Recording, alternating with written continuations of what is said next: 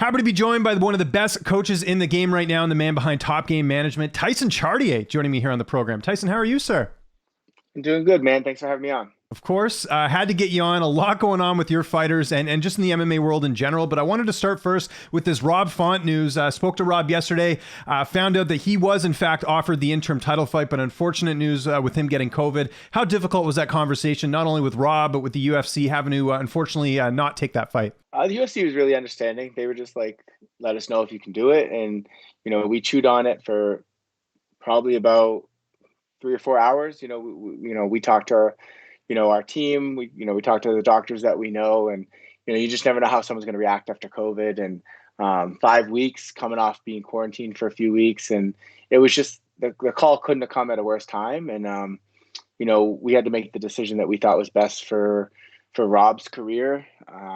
It's unfortunate because you train 10 plus years dreaming of that call, and when the call finally comes, you have to say no. But I mean, that's how the cookie crumbles sometimes. And, I think everything happens for a reason. And, we get Jose Aldo. So now we're going to go fight a legend in 8 weeks. So, yeah, frustrating one, but I think we made the right decision for what's best for Rob's career and his health. And the health's always going to be more important than everything. So I think we made the right decision. Yeah, I'd say so. And you got to be careful with COVID, like we were saying. So did I know Rob and his fiance girlfriend, I always forget, but I also got COVID. Did you or Calvin get COVID as well? I was curious about that. No, so I got sick at the same time they did, and I went and got tested like 6 times in 2 weeks, and I just had a regular cold. And Calvin had the sniffles too, and so we were all just being super careful, staying away from each other, because the last thing we want to do is be irresponsible with it. And so there was a good like 2.5, 3 weeks where we none of us could be on the same page and training together. So it was all like at home workouts, kind of like limping through things the best we could, like while being quarantined and all that.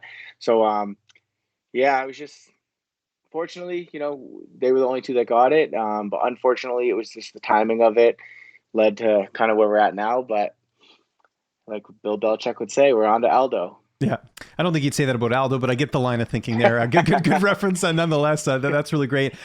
You're someone. This is something we talked about for years. You are a real student of the game. Like, I know you were showing me some. This was years ago. I remember you sending me some stuff about how you sort of analyze fights and all that. So I'm sure Aldo's someone that you had knew could potentially be a matchup down the line.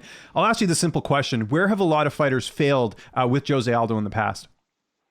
You let him dictate the pace. You let Aldo be the bully, dictate the pace, and kind of control the narrative and fight the fight on his terms. And I think every time you've seen him, he has struggled against guys with good hands, and he has struggled against guys with good cardio, and he has struggled against guys that don't let him be a bully. So I think, yeah, I mean, there's some openings there. I won't get into the nitty gritty of it, but there's definitely some openings that I think really fall well into Rob's skill set. And now it's just same as the Cody fight. You're playing with fire that whole time, and you got to do your best not to get burned.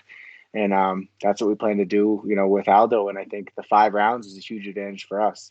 And one other thing, you look at Aldo, I think you forget that I think he's only 33 years old, but because he's been fighting so long, you kind of forget that. You think he's a little bit older, and that sort of leads to my next question.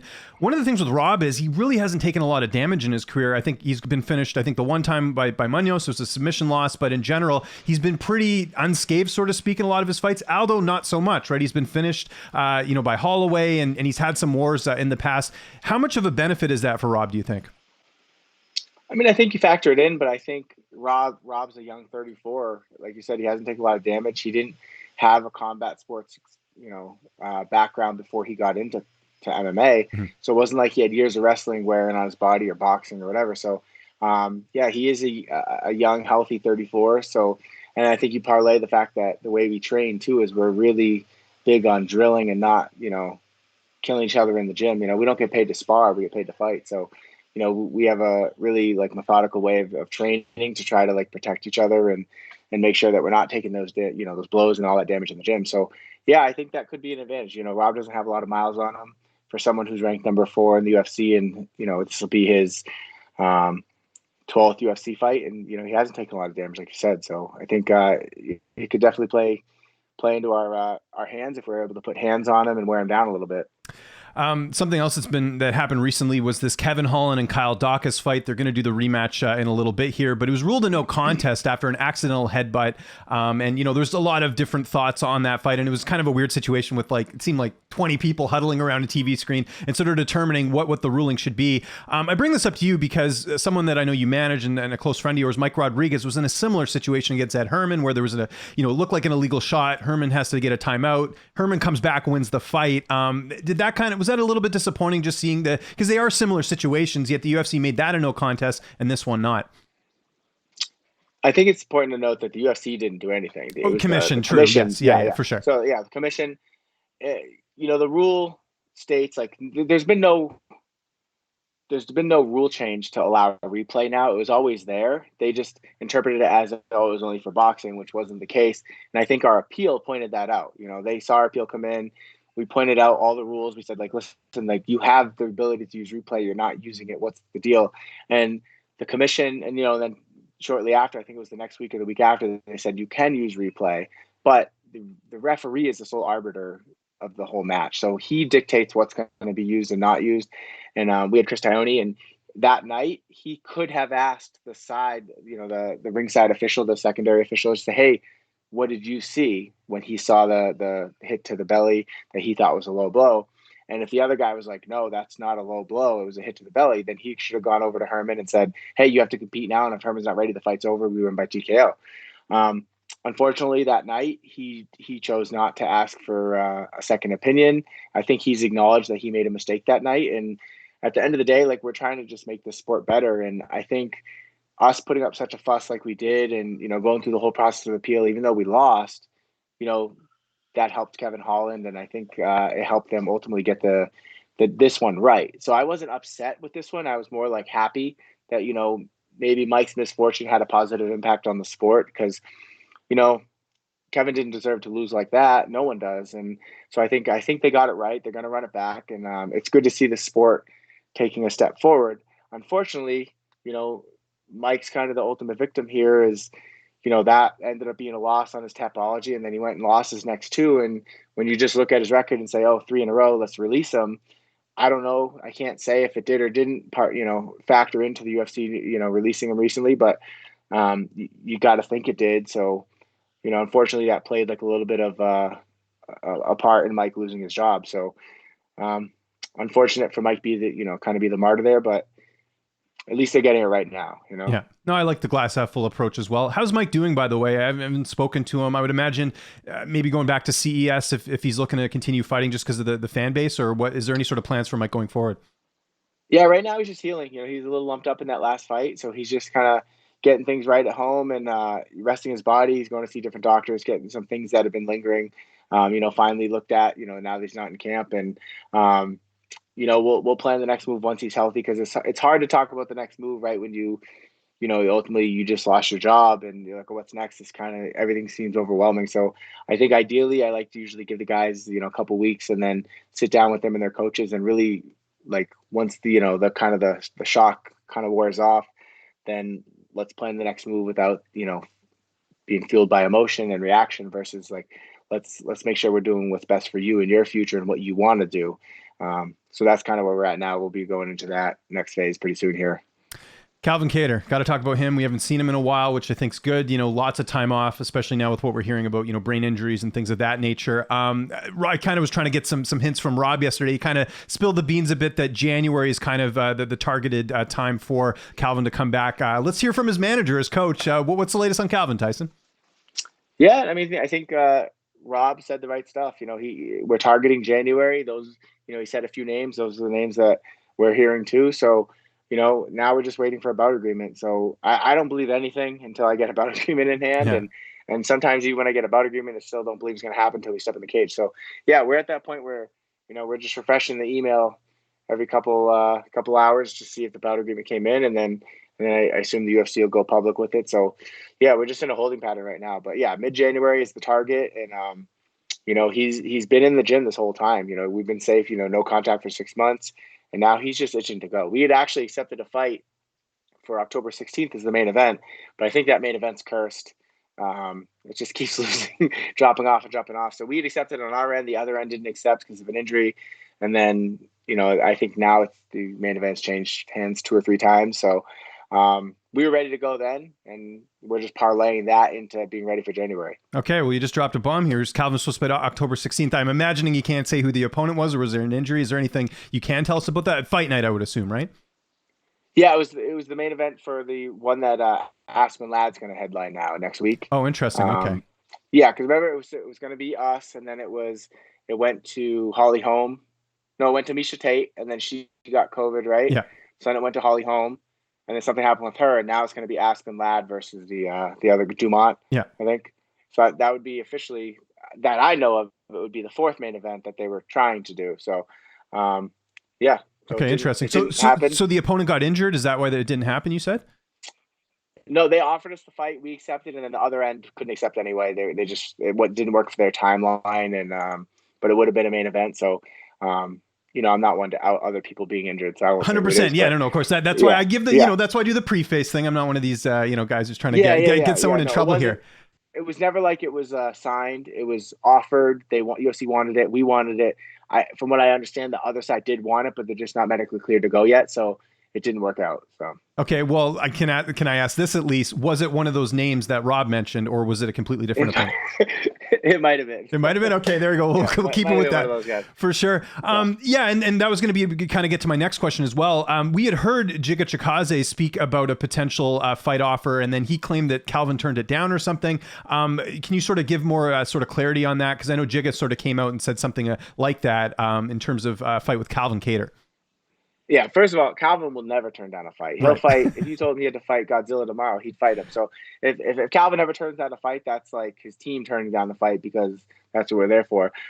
They had offered us to fight Chiga in back in August, but this was in May. They offered it to us, and we had told UFC, like, listen, we're not booking a fight at the very earliest until mid-October. Mm-hmm. So we said we're not available to book, and then they still sent the offer. I think it's just like, hey, let's try it and see if it works. Mm-hmm. And we said within 2 minutes of getting the email, we were like, no, we're not available, So I don't think it was so much that Calvin, and his team, we didn't turn down Chiga. We turned down fighting anybody. You could offer us a title fight, and I would have said no. We had made a commitment back in January after the Max fight that we were not going to do any contact for 6 months, and we were definitely not going to fight, for 9 or 10 months. So it just didn't work in the timeline, and we stuck to our guns. And I don't think the UFC cared. They got Chiga versus Barboza. That was a great fight. So yeah, that's how that happened. Interesting. Doesn't that bother you though? Like, I mean, someone comes out and says, "Oh, he didn't take the fight," and fans immediately think, "Oh, he's scared or whatever." But like you just said there, he physically cannot get back in there because of the suspension. Like, I don't know if does that stuff irk you at all, or you just kind of ignore it? It's just white noise, Yeah. You had it just is what it is. Calvin always, these people talk. But it's like not gonna talk like that to our face, No. Like if we were out in Vegas and he walked up, he wouldn't say that. Like it's just you posture online and you say certain things to try to get clicks and views, and that's the sport. We don't really partake in any of that stuff. But he's got a team around him that advises him to do certain things, and that's what he'll do, and that's what you should do. So no shame on that. So if these two ever end up fighting, then I think that'll add a little fuel to the fire, and it'll probably be a fun lead up, and then a fireworks for when it happens. Just 2 more quick things on Calvin. So those names that we heard, Giga Chikadze, Arnold Allen, has there been anything offered, or those are just things you're hearing from the UFC as far as potential opponents? No, so we got an official offer for January, but we're just waiting to see if it's confirmed, which is pretty standard. Yeah. You get an offer, you accept, and sometimes. I don't understand what takes so long, because if I get an offer, like usually within 20 minutes, I'm saying yes or no. Yeah. You know what I mean? Or a couple hours, like for the Rob thing, because that was a title fight. But like for the most part, if your guy's ready or not. Like this isn't politics. Mm-hmm. This isn't, we're not trying to pass bills here in Congress, or, it's not an election. It's like, if an offer comes, you're ready or you're not, Mm-hmm. Like, do you want this fight or don't you want this fight? So like, just like when they offered us Chiga back in August, like they need to know right away. Like I said, within 2 minutes of me reading the email, we were like, no, we're not available. Sorry. Thanks for the opportunity. Like, yeah. I don't understand sometimes what the process is. And, I don't know if it's being held up at the UFC. I don't know if it's being held up on the other end. I have no idea. But, sometimes these things take a little bit longer than I comprehend why they should take. But again, that's not my job. I'm not, on the other end. My job is to take care of my fighters, but the other teams sometimes take long. Maybe these UFC, I don't know. Like, I don't see how it's not rocket science. You're saying yes or no. So, Yeah. It is what it is, So January 16th is the date we're hearing, or sometime in January is sort of what the bout Yeah, agreement says? sometime in January. We don't even have a bout agreement. We just got an offer. We accepted, and now we're just waiting to hear Which opponent it is. But those are the two names that have been mentioned is Jiga and Arnold, right? No, we got one opponent, and we accepted, but now we just gotta wait. And now I never say who the opponent is until the bout Oh, agreement no, of course. Yeah, 100%. Yeah. No, we Okay, definitely cool. have like an opponent, an offer. We said yes, 5 rounds in January, and now we just wait. And is the date confirmed or no? Yeah. Okay, so I don't even say that. So yeah, okay. I just never say. Okay, yeah, I just say no, January main event. Okay, cool. We're keeping things general here. Again, I don't want to get anyone in trouble. That's the last thing I want to do on a Friday. You're starting your weekend. You don't want to be dealing with me. And sort of last thing, and most important thing with Calvin, how's he dealing with the fact that I heard he didn't get out? He only played golf 5 times this year. Rob was telling me it hasn't been a good season for that. Yeah, it's just a weird summer. We feel like the summer ended and it never happened. Me and my wife were even talking about that. We didn't get to do a lot of stuff with the kids that you normally do on the summers. Like, I feel like just the way things all lined up, Rob's fight happened, and then, we had some of the young guys fight, and we were kind of busy with that. And then next thing you know, we're, COVID quarantines and this and that. It's just one thing after another, and then the summer's over. Now we're thinking just about December 4th. So it's like the summer's over. Yeah. No, absolutely. Do you hear my kid slamming his door? Oh, it's all good. Listen, hey, I got a 4-year-old. I got a newborn now, so it's crazy in this house too. My 3.5-year-old does not want to go take a nap, so now he's upstairs. I've been there. I had that exact same thing yesterday. My kid's like, I got too much energy, Dad, and it's like, oh man, like we got to go around the block again. So, anyways, just a couple more quick questions. I know you got to get back to parenting. Emily Ducote, I didn't realize that you started managing her. Tell me how that all came together, because good timing on. She's really hitting a stride right now in Invicta. Yeah.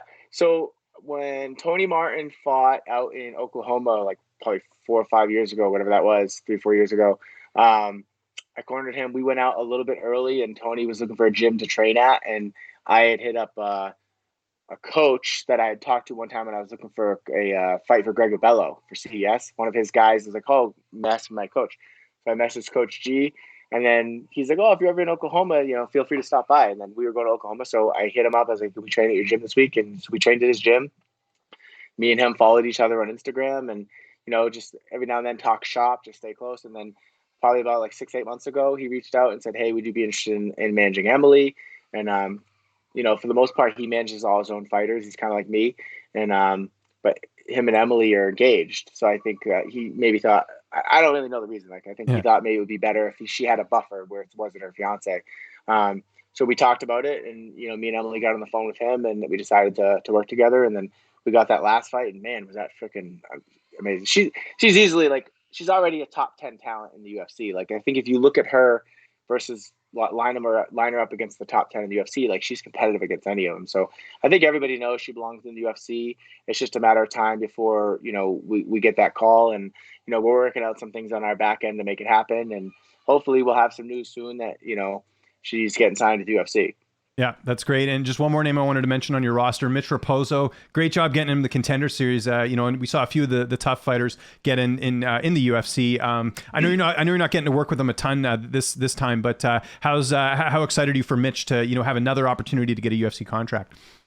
It's good, man. I think Volkanovski's team couldn't speak highly enough of him. Like, he basically trained. He was one of the first. He was actually the first fight of the season.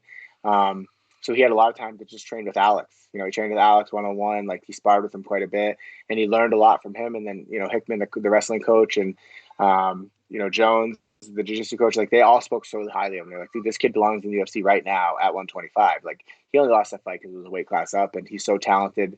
So they were speaking very highly of him. They were excited about his future. So it's good that he's getting another stab back down at 125 against a legit prospect. That guy's no joke, and he's got a lot of buzz around him coming out of England.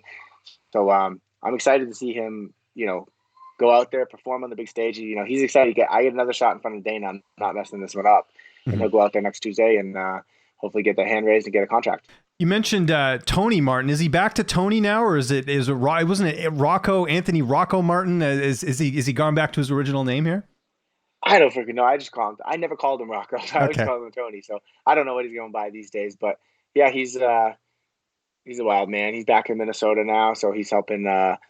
He's getting back to training now. He just had lingering issues with that knee, I remember the and surgery, right? Or he had to get surgery. I yeah, he remember had the that. surgery. He just kept having like issues with it, and then it would get good for a little bit, then get bad again. And so he's finally think we got that figured out, and he's ready to get back to like in fight shape, and then we'll be looking to book a fight. Yeah, hopefully PFL. I think that would be a good fit for him, or something like that. If he wants to, make some money. Are you managing him now as well? You kind of sort of alluded Yeah, to. Okay, good, yeah, I'm working with Tony now, so it's the band is back together, good. So That's awesome to hear. it's yeah, so we'll try to get a good next move for him, and then get him back in the win column, and then go from there. Coach, how do you balance everything? You're doing an interview with me right now. You got a kid going down. You got all these fighters on the regional scene. You got Rob's fight coming up now. Calvin in January. How do you do it, man? Google Calendar. How do you get it all done?